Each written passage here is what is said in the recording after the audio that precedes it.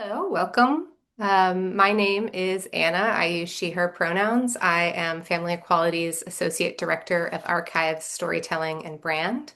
And that is a really fancy way of saying that I'm facilitating tonight's discussion.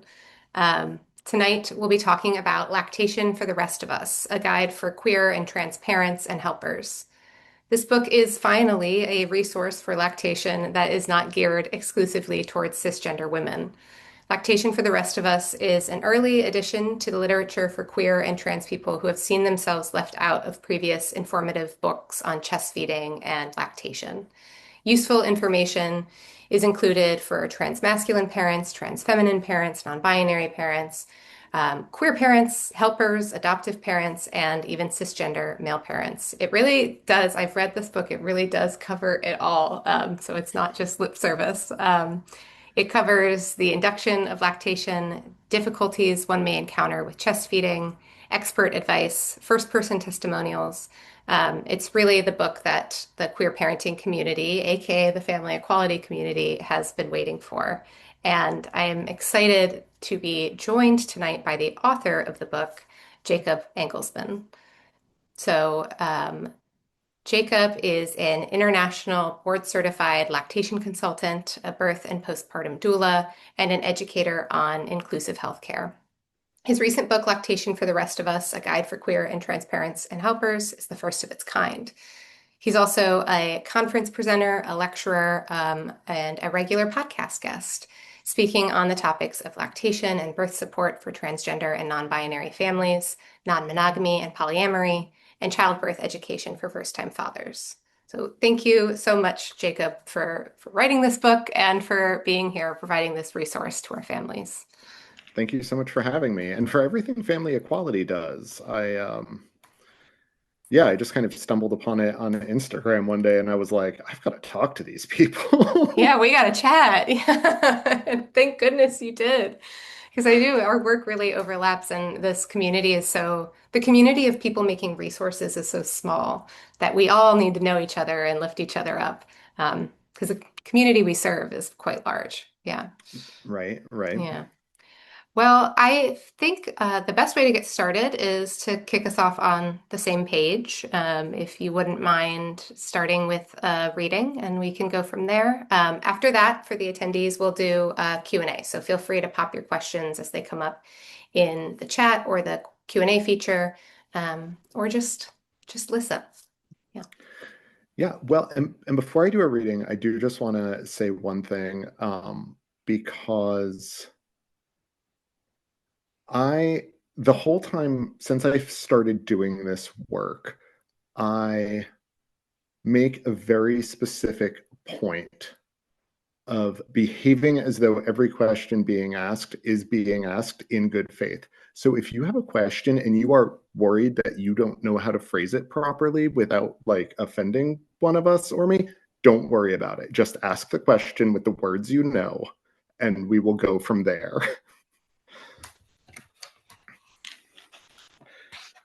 That being said, so I'm just going to read part of the introduction. I'm reading the beginning of it and the end of it, and I'm skipping the part where I go through a synopsis of the book.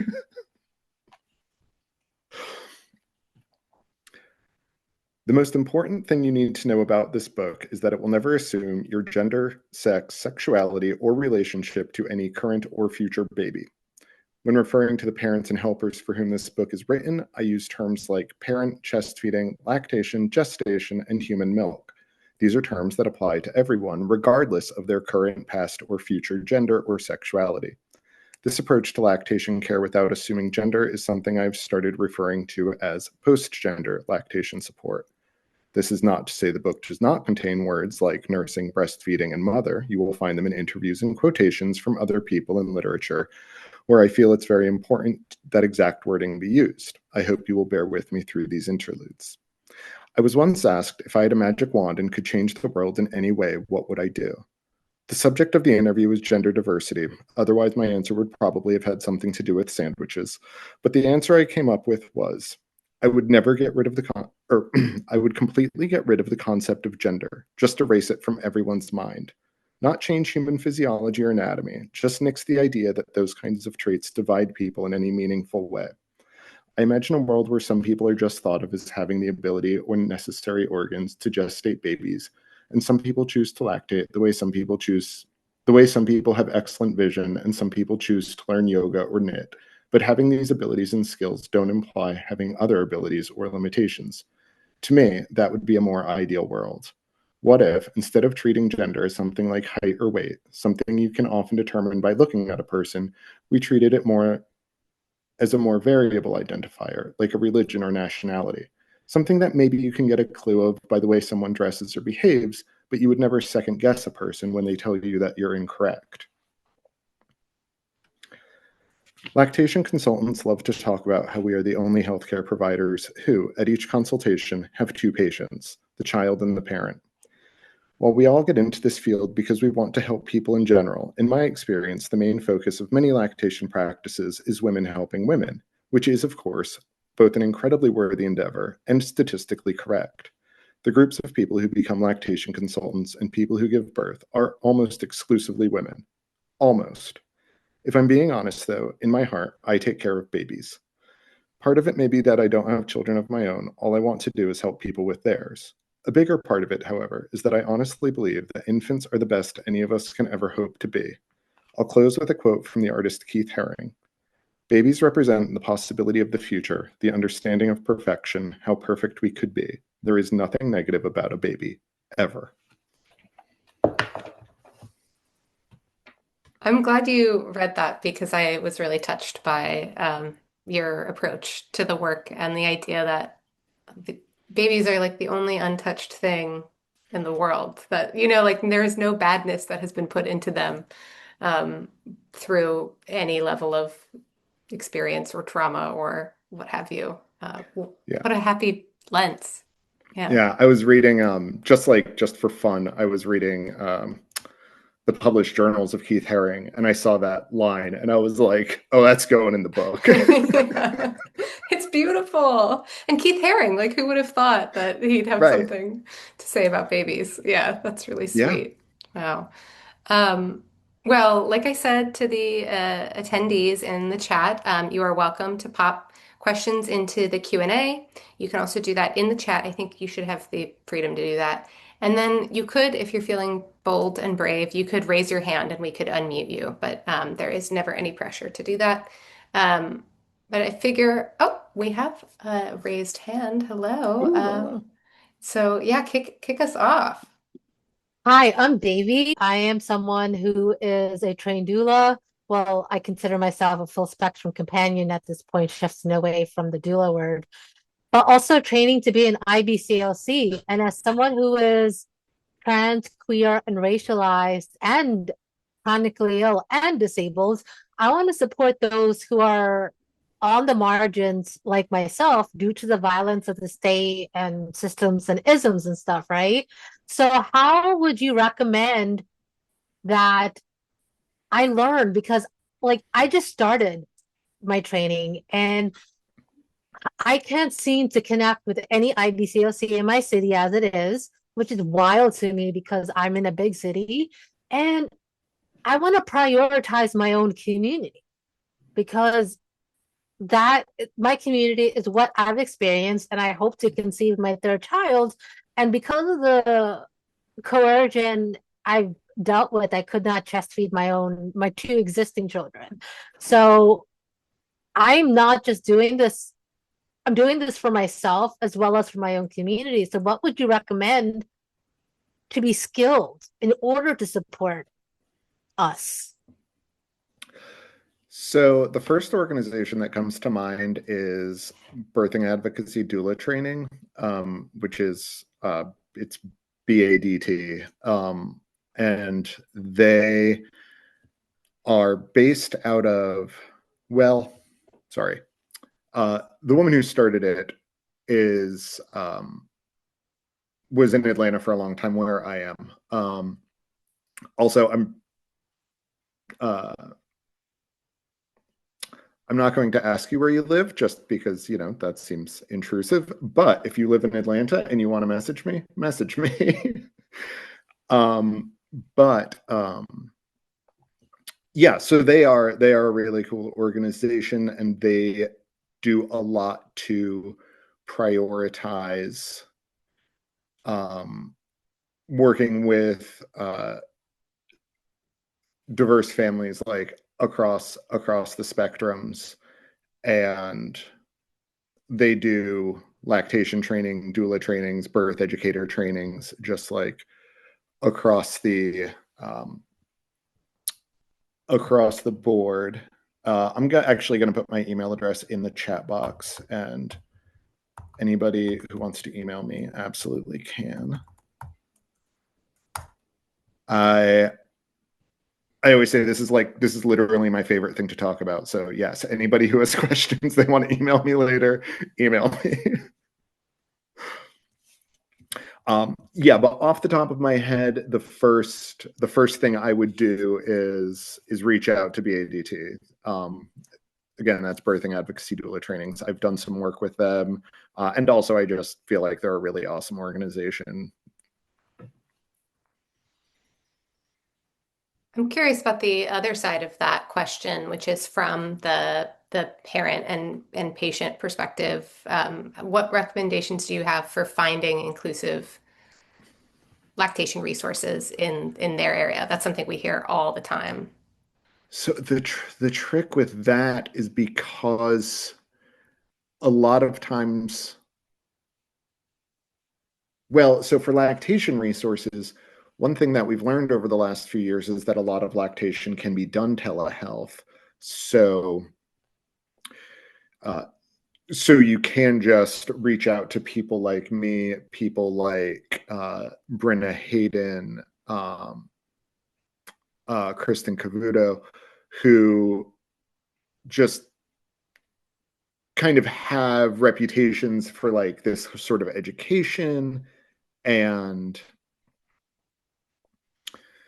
uh, and we can work with you because in general, lactation support doesn't necessarily need to be in person unless there's something going on with the baby's oral anatomy, or somebody has very specific questions about problems with their chest tissue or something like that. But then when you're talking about doulas and things like that, where it does have to be in person, then it's really just a question of like reaching out through your community, and um yeah, like honestly, as much as Facebook annoys me, like it's tremendous resource for finding these groups, because like yeah, every city, every town, like that's where we all, and I'm sure there are other websites that also have that. I'm not tech savvy enough. I have a Facebook and an Instagram, and I refuse to get anything else at this point. If I do need something else, I will probably hire someone to do it for me. um but yeah, social media is really your best friend in these instances. That's great. I'll remind folks you're welcome to raise your hand and add questions. I am curious if we could rewind just a little bit, and I want to know what inspired you to write this book in the first place. I certainly have guesses, and the introduction hints at this, but I'd love to hear from your own words. Yeah, so this kind of goes back to how I even ended up being an IBCLC, which is that about 10 years ago, my spouse and I moved to Atlanta, like because they got a job here. So we moved to Atlanta, and I decided that I no longer wanted to do what I was doing, which was working in food service. I At the time I was a fancy wine and cheese guy at a grocery store, which I love, was great, but I knew that it wasn't what I wanted to do for the rest of my life. So I figured out what my ideal job would be, and then figured out the word for that job. And the word that I came up with was postpartum doula. So I did a doula training. I met some people. I Googled Atlanta doulas, and then I had coffee with like a dozen different people. I yeah, so I did a postpartum doula training. I made friends with some people. I ended up doing a birth doula training and attended a birth. I realized that being a doula is not really what I wanted to do because that is more taking care of parents. It's more parent care and less infant care. So but Atlanta has this huge like birth worker and lactation community, which is great. And a lot of people were really supportive. So I got a job as the secretary at a clinic called Breastfeed Atlanta, where I was like, my entire job was schedule consultations, organize breast pump rentals, and file insurance claims. And after about like 6 months, the owner was like, Jacob, you should just become an IBCLC. Like, you're here, like you're really into the work. Even if you decide you don't want to be a lactation consultant for the rest of your life, like it'll only ever look good on a resume that you were an IBCLC for a while, even if you let it lapse. Like there's no, you know, it's nobody's, yeah, it's never going to be a hindrance. And I didn't realize at the time, but for the most people, the hard part is getting your clinical hours. I already worked at a clinic, so I was like, yeah, okay, like that seems like a good idea. So I was pathway 3, of course, because I wasn't already a medical professional. And I applied and I started doing my education and I started reading all these books. And a book that had just come out was called Where's the Mother by Trevor McDonald, about his journey um, as a trans guy who was pregnant and lactating. But that's not really, it's not a guide, right? It's a memoir. Um, so, but I started realizing that like all of this information that's super beneficial to queer and trans communities is out there, but it's not like easily accessible for parents, and B, it's not being like marketed towards this community at all anyway, right? So you have things like Diane West's Defining Your Success, it's called something like that, about lactating after having reduction surgery, which, as far as I remember, makes no mention of trans people at all. And breastfeeding without birthing, like, acknowledges the existence of lesbians, but doesn't really talk to trans women. And uh, and you have all this research that's being published in the Journal of Human Lactation, which of course parents are never reading Journal of Human Lactation. So I was like, this information is out there, and this is a book that needs to exist. Now, at the time, I wasn't even certified yet. I hadn't even taken my test yet. So in my mind, I'm like, this is a book that needs to exist, and I have no business writing this book. If in 5 years this book still doesn't exist, I'm going to write it. And to be fair, like in the meantime, there has been progress in the field, right? Victoria Ficelli wrote Feed the Baby, which is a great book and also a great person. I actually interviewed her for my book. We talked about her lactation journey, but there's always room for a few more books, right? Just because there's one doesn't mean it's not, we've checked that box. So, and I was lucky in that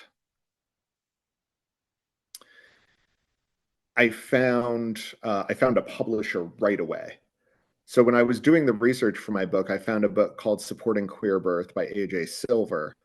And I was just like, the people who publish this book are going to be the people who publish mine. Like this Venn diagram is a circle. So they were the first people I sent my book proposal to. And yeah, and they picked it up because, and this is a thing I think a lot of people don't realize until you're writing a book, is that like if you want to publish a novel, you have to write a novel. If you want to publish a nonfiction book, you need one or two sample chapters and then you can start pitching it. So yeah, I was like, get a couple sample chapters, get a proposal, get a contract for this book as quickly as I can. And yeah, and luckily it got picked up by the first people I sent it to. Well, that just goes to show how needed it is. Like I think that is representative of the gap that is currently in the world. Speaking of, like I think you kind of talked about the information is out there. It's just not compiled and not compiled in this way. I hear that a lot from parents that information overload is like the biggest issue for new and expecting parents, especially around lactation. Like everyone has an opinion about what the right thing is to do and how to do it. I appreciated that for the folks watching. A lot of the book is written as like an FAQ, so it's actually really easy. So it's subject specific, and you can kind of pick and choose where you need to go. I thought in that spirit, we might do like a lightning round of advice questions. Um, Yeah. what would be like the number one piece of advice you give to someone who is pregnant or trying to get pregnant and is interested in chest feeding? Um, the number one piece of advice I would give is that almost no babies are literally exclusively chest fed or breastfed, Oh, right? Like interesting. there's this idea that there's kind of an all or none thing, and that if your baby is ever given any formula at all, you're doomed. Um, but no, like every once in a while, um, there might be some sort of emergency and your baby needs some formula. That's still like that's great because there is the whole like fed is best, is can be like a problematic, right? It's not, especially like as an organization, right? Like it's a whole thing I don't want to get into. But at the end of the day, babies need calories. Like Right. they're yeah, living organisms that need calories for energy. And that is ultimately the most important thing. Hmm. Um, so yeah, and you know, I I think about some just like a conversation that I had um a long time ago, but I think about it a lot where I I think it was even on Facebook, said something about how like almost no babies are literally exclusively breastfed. And somebody said, uh, it's funny you say that because every mom I'm friends with, their baby is exclusively breastfed. And I was like, no, they're lying to you. Like they don't want to lose face because there's shame surrounding it. Like you're all just lying to each other. And if you one of you would own up and say, at some point my baby had some formula and it wasn't the end of the world, you would all be better off for it. That is really interesting. I didn't know that, and I feel like there is just so much stigma. Like there's just so many people who say that there's one right way to do it. So Yeah. that is really great. That's a really And great here's the piece. thing, because you have so much conflicting advice, I feel like that just goes to show that like how hard it is to actually like screw up a baby. That's Right? When true. you've got so many people giving you exactly the opposite advice, like, turns out a lot of this stuff doesn't really matter that much. Yes, I Cloth love diapers that. or disposable diapers are not going to. How freeing. That's great. So we've got pregnant or trying to get pregnant. What about someone who has just had a baby and is really trying to chest feed or is maybe struggling to chest feed? What's the number one piece of advice you'd give to that person? Um, that that sometimes we need to reevaluate like our goals and expectations. And that's I talk a lot about in the chapter on inducing lactation, I talk a lot about like goals and expectations. But it applies to everybody. Um, where Yeah, and especially if you are a person who has had top surgery or is taking testosterone, then um, you might need to reevaluate like what percentage of your baby's calories you are making. Um, and it's okay if you are making 50% of your baby's calories instead of 100% of your baby's calories. Um, yeah, yeah, I feel like that would be the fundamental thing. But here's the thing: is that like part of my point when I'm doing interviews is that this advice actually applies to everybody. Right? There is no advice about lactation that is only for queer and trans couples. Like that is the same advice that I would give to everybody. Because we're all just bodies. Like it Yeah, doesn't, it's the same. Parenting is the great equalizer. We are all going through it it together. should be. Yeah. Yeah. Um, so carrying through, what about a non-lactating parent? Like what advice would you have for them? Maybe it's the So, same. so my advice for them is, yeah, well, and that's the thing, is that even outside of queer and trans families, half of all parents are non-lactating parents. Yeah, so my advice for non-lactating parents is um, to be right to just like be supportive of whatever the parents need, and my advice for everybody at all times is the first step to being helpful is saying, what can I do to be helpful? Uh, don't, and of course, at a certain point in a relationship, you have an idea of what's helpful and what's not helpful.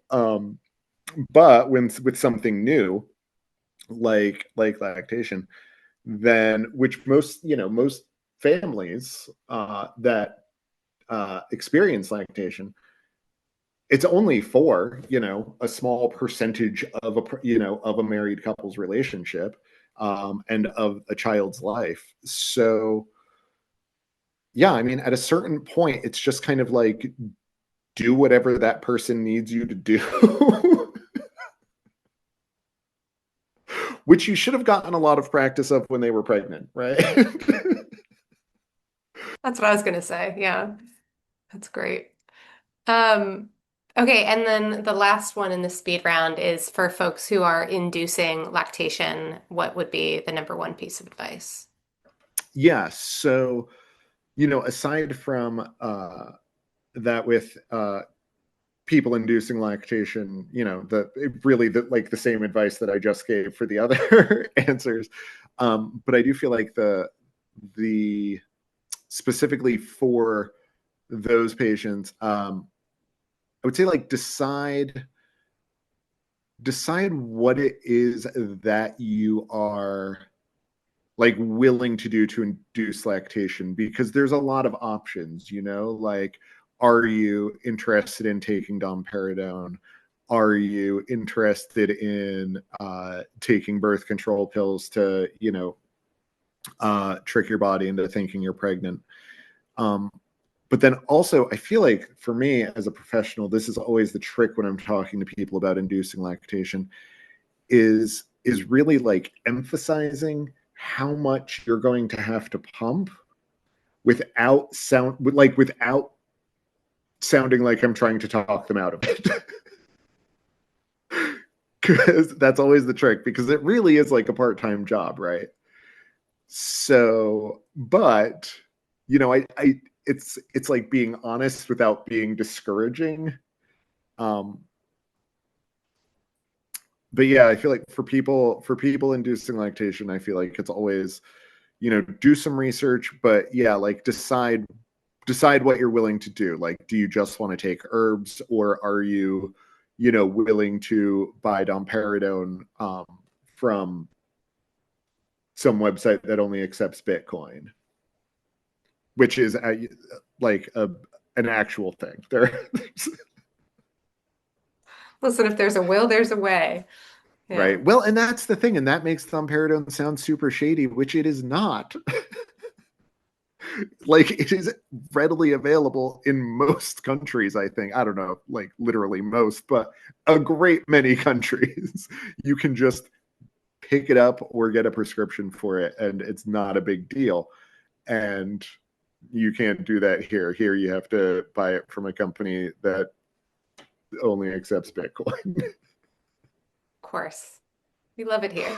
or go to Canada, which I was is gonna for say it's available in depending Canada. on Yeah. depending on where you live in the United States, it's either a 3-day drive or a hop, skip, and a jump. You got to go on a lake, take a boat, get there. Yes. Um, I'm curious. So we have top advice, but we're talking about like destigmatizing, and you named, I think, one myth around chest feeding, which is that like everyone is doing it all of the time. But what do you think are some of the other more pervasive myths around chest feeding that, here's your soapbox. You can speak on them. Yeah, well, I feel like specifically speaking to trans, and non-binary communities, I feel like one of the big myths is that you um, can't take testosterone, that you have to, that it's one or the other, which is just like patently untrue. And it's interesting because I feel like the reason they thought that was that there was this dichotomy of estrogen is girl hormone and testosterone is boy hormone. So if you're taking testosterone, you're not going to make milk. And then once people started, like, it became more prevalent, and there was people talking about and case studies being published about uh, trans people who are taking testosterone and making milk. They started publishing case studies about it, and it became like very clear that testosterone might affect your milk production. It might, but might not, not necessarily. And B, testosterone doesn't affect your milk quality at all, because testosterone is not easily absorbed by the stomach, right? Which is why guys are either injecting or using gel anyway. So any testosterone, like some testosterone does end up in the milk, yes. Any testosterone that does end up in the milk and the baby eats, the baby just poops out. Like, the baby's not absorbing it through their stomach. So yeah, like it's just kind of this assumption that has been pretty roundly disproved. Now, that being said, if you are using gel, whole different story, because you have testosterone gel on your hands, on your chest, um like you're not even supposed to use testosterone gel if you have pets, because it can impact them. So, and for cis men who are using testosterone gel, that's also like if you are using testosterone gel and have a baby, like that is something that people need to be aware of. But yeah, if you're taking shots, then it might impact your milk production. And the other thing, though, is that if it does impact your milk production in a way that you feel like it's not worth it, you can just stop taking. You can just stop again, and it self regulates pretty quickly. So there's always this. It's kind of this mental health balance, right? Like what makes you feel better, taking the shots or producing more milk, but you can just kind of experiment and see.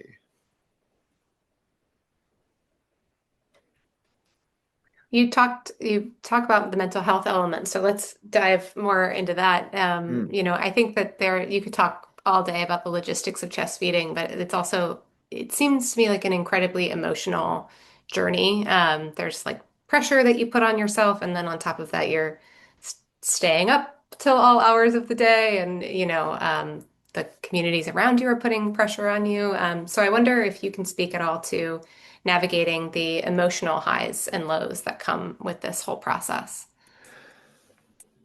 Yeah, I so something that my mentor when I was getting my hours at Breastfeed Atlanta, one thing that my mentor always used to say was no amount of milk makes up for having a clinically depressed parent. Like in the long run, it will be better for your baby for their parent to have good mental health than to be getting milk from them. And like for some people, for some families, like that really is like that's the choice that needs to be made. And that's okay, that's I think talking about your feelings and your mental health with your partner or partners, if you have them, is always going to be uh, a good step for parenting, but particularly with something like lactation where it is like impacting your hormones. And one of the things that I write about is a condition called DMER, which is dysphoric milk ejection dysphoric milk ejection reflex, where like when people have letdown, it makes them feel depressed or nauseous or like just like a sense of foreboding. And it is just 100% this hormonal shift. And a lot of times just knowing that makes it more tolerable. Doesn't make it go away, right? But makes it easier to ignore because you're just like, oh, it's just a hormonal thing. It's um and of course, off the top of my head, I can't remember what the hormones are, but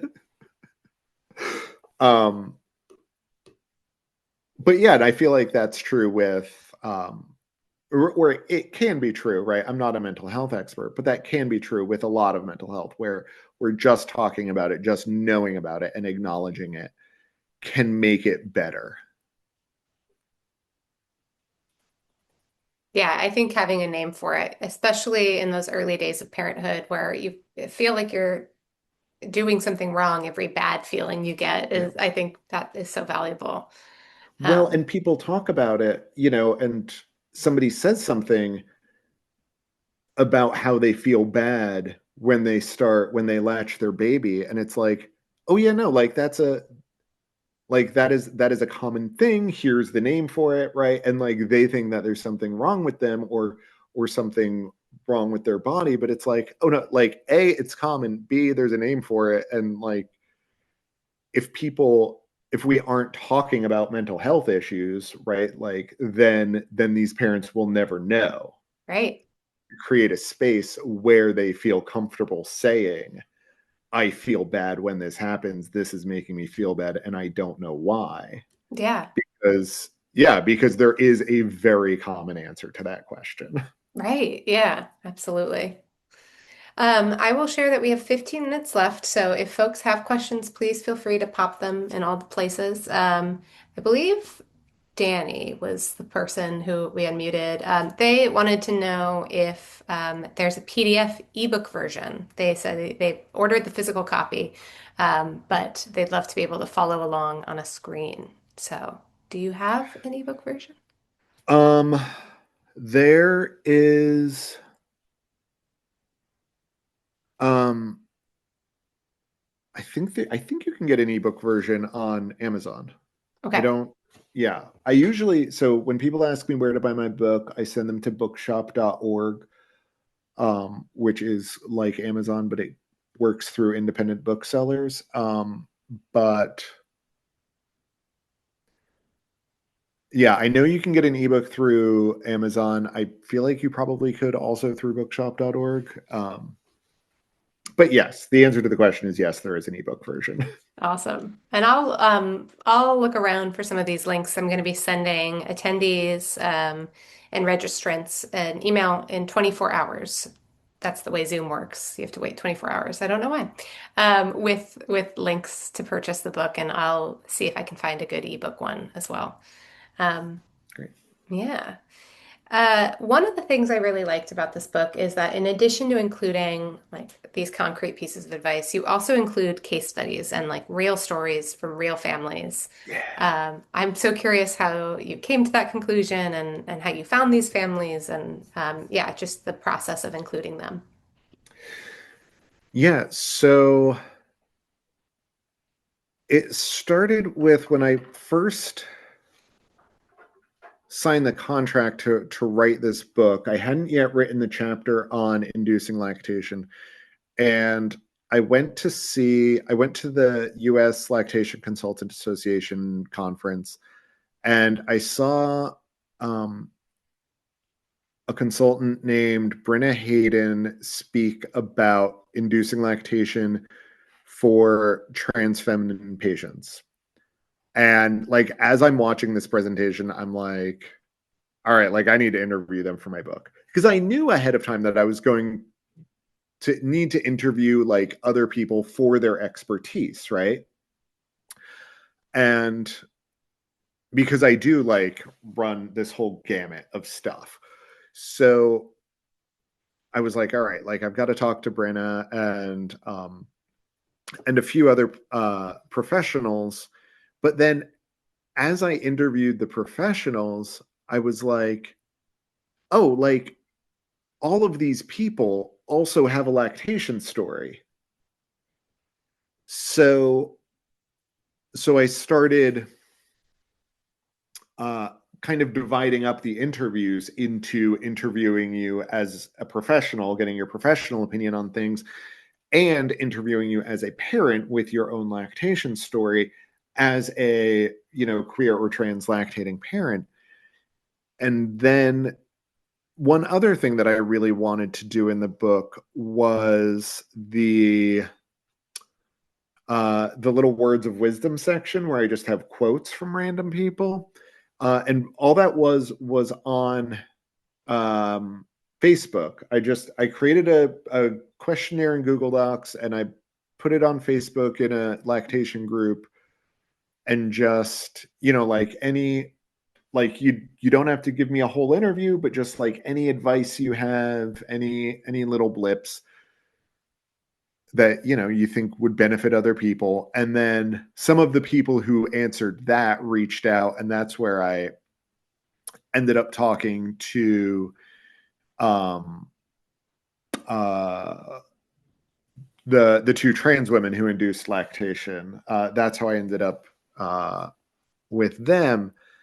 And yeah, so it's funny because it hadn't initially occurred to me to interview parents as much as my goal was to interview professionals, but it's like all of the professionals are also parents. So like, and in retrospect, it's like, of course that's how it happened. But at the time, I wasn't. Yeah, it's one of those hindsight is 2020 things. That's great. Well, I really liked those sections because it is like, there's two different types of experts, right? There's experts of the experience and then there's the trained experts. And then you got both of them all rolled into Yeah. one, which is great. Uh I'm curious. Yeah, okay. So the other side of this. Oh, kitty cat. Yeah. Oh. Is it dinner time? That's my cats are freaking out. Oh, it actually is. Yeah. Well, we'll wrap things up in the next 10 minutes. I guess my last question for you is kind of a catch-all. I Yeah. found that this book had a lot of like pro tips. So I'm curious, what are some of the most surprising tips that have come up in your work or that have come up while you were researching for this book? Just like little things where you're like, oh my God, who would have thought? Um, so the first thing that comes to mind is the person who told me they would crochet while they were. That I feel like to me that was the most surprising thing that I actually heard while researching this book. It's like, all right, that seems daring, but you do you. Um,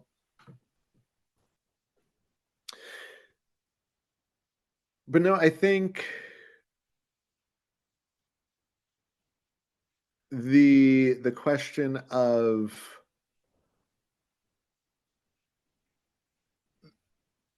like, yeah, like at a certain point, this this miraculous thing your body does and way that you bond with your baby is going to become extremely dull and extremely humdrum, and like you're going to have to find like ways, and like that's okay, right? Because you do it every day for months or potentially years.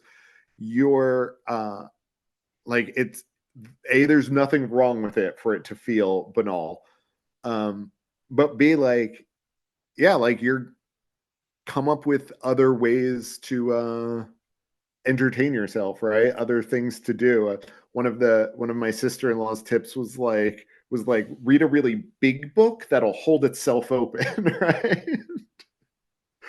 It's like the trick is to either have a little book you can hold in one hand or a great big book that's hardback that'll, yeah. And don't worry about breaking the spine of the book. Just let her. And yeah, like it's okay to listen to podcasts. It's okay to watch TV. You gotta stay sane. Keep those Yeah. moments, yeah, because in some ways those are moments that you have by yourself, which is also kind of a rare thing as a new parent to be able to have. So, I mean, you're not by yourself, but you are Right. Like, alone. and especially if the baby's sleeping, right? Then um you can get a little bit of uh the feeling of solitude, if not actual solitude. Actual solitude in parenthood maybe are not the two most common experiences. Yeah, Right, right. yeah. That's great. I love that. I will say there's also, I see this all the time online. There's like a remote for your Kindle. So you can also just press the remote instead of if you got a big book or a little book, Oh you can yeah. just turn the I page. just flat out forget that e-readers exist Yeah. because I'm a book person. I like Hmm. holding books. Every once in a while I'll read a book on my phone, like during my Oh yeah. commute. Yeah. If But yeah, for the most part I'm a physical book person, so I always forget that e-readers are even an option. Yeah. E-readers with remotes. We're really getting crazy now. Yeah. I love that. Well, we're right up to the top of the hour. So I think I'll close things out. Thank you, thank you, thank you. I said this when you logged on, but this is really quite a resource for our community. And I don't think, as we've said, it doesn't really exist in this form anywhere else. So I really appreciate that you took the time to write it, that you're taking the time to make sure people can access it. And that you're serving the community that Family Equality serves with so much heart and openness. So thank you for doing that. I hope we can work together more in the future. Yeah. Yeah, absolutely. Yeah, I Yeah. really look forward to it. Yeah. To those joining tonight, keep an eye out for future events just like this one at familyequality.org/events. It's pretty easy to remember. On our website, you'll also find various parenting resources. We have peer support spaces. So those are virtual, and there is one for folks who are trying to conceive. And hopefully, we'll have more and more spaces in the future for folks. And you can buy Lactation for the Rest of Us, a guide for queer and trans parents and helpers, anywhere you get books. So I will be sending out a link tomorrow. And I believe the link is also available on the event page. So check that out. Jacob, is there anything else that you would like to share or promote? Not right now. I am working on kind of a follow-up for I really want to write a book on along the same vein on infant care that Oh, is not yeah. going to assume the gender or sexuality of the parents. It's a little bit of a harder sell because it's not a lot of new information, right? Like there's already it's information that's already being or that's just being packaged in a new way. Right. Might actually self-publish it, but yeah. So Yes. I'm Yeah. working on trying to get somebody to pick up baby wrangling for the Oh rest my of us. gosh. That sounds like a Fingers dream. crossed. Yeah, Family Equality would love to have that resource to give to people. So I'm crossing my fingers as well. Keep us posted on that for sure. I Yeah. will. I will. Awesome. Well, thank you so much for your time, and thank you everyone for watching. This will be up on our site soon. So if you couldn't take notes, do not worry. We'll have a recording soon enough. But in the meantime, I hope you have a great night. Thank you so much. Bye.